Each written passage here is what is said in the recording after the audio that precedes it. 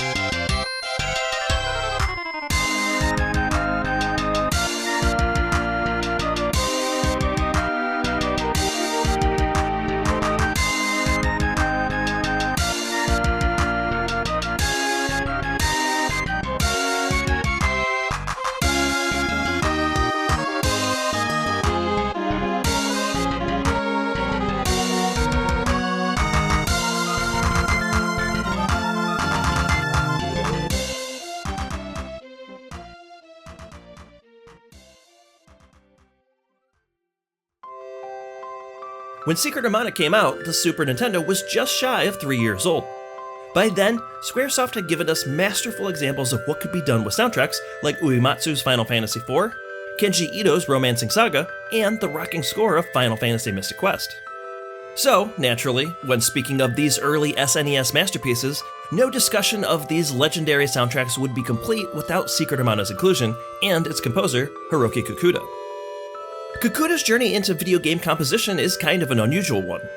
After graduating from college, he started his career first as an illustrator for manga, and then later moved into working in animation, where he also had his first shot at composing music.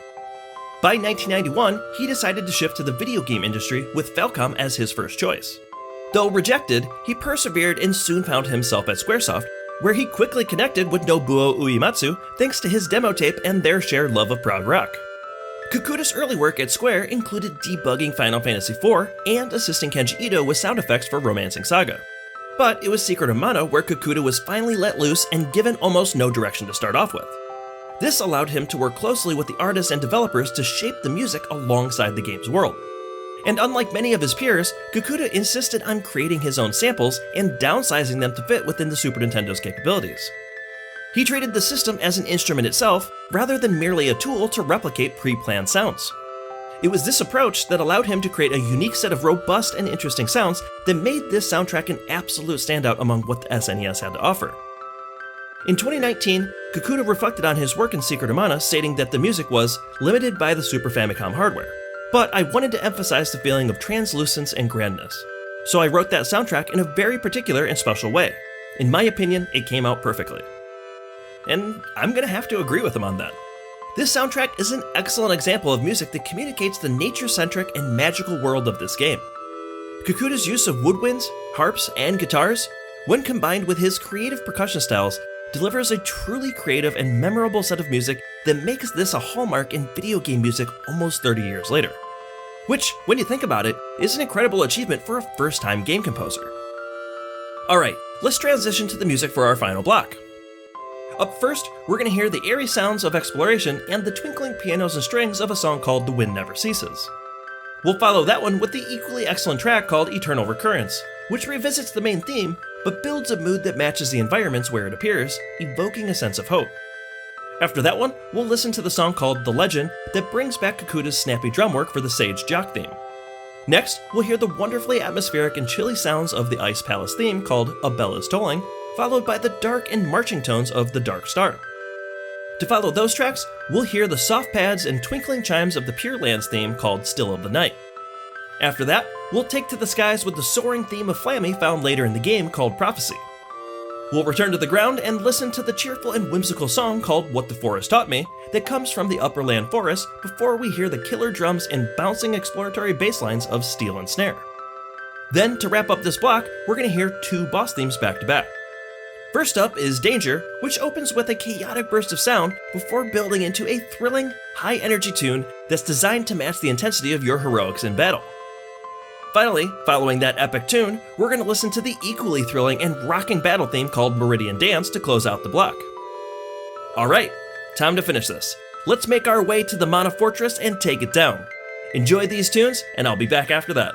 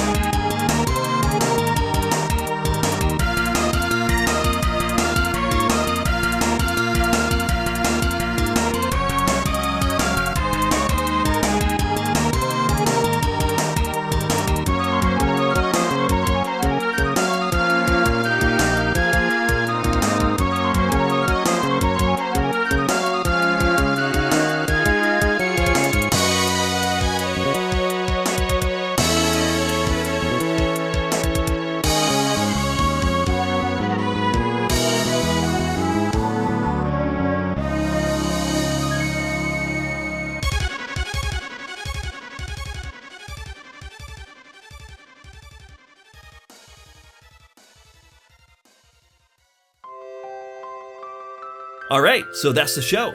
Hopefully you guys have enjoyed this episode about the all-time classic soundtrack to Secret of Mana on the Super Nintendo by Hiroki Kikuta. If you want to interact with the show and tell me what you think about my selections in this episode, you can follow me on a variety of social media platforms. That includes Blue Sky, Threads, Instagram, and Twitter. Following the show in those locations are exactly where you can find great screenshots, artwork, music clips, and various information about the games that are featured in each episode. Check the show notes to follow along on your favorite platform of choice. If you're enjoying this show's selection of incredibly great video game music each month, please consider taking a moment to leave a rating and review on Apple Podcasts, Pocket Casts, Overcast, YouTube, or wherever you're listening to the show, because I'd really love to hear what you think. Now, for those of you who listen on Spotify, this show has been hampered a bit by their algorithm, so some episodes might be missing. If you want to make sure that you don't miss a beat though, then I'd encourage you to subscribe on any other number of excellent podcast apps.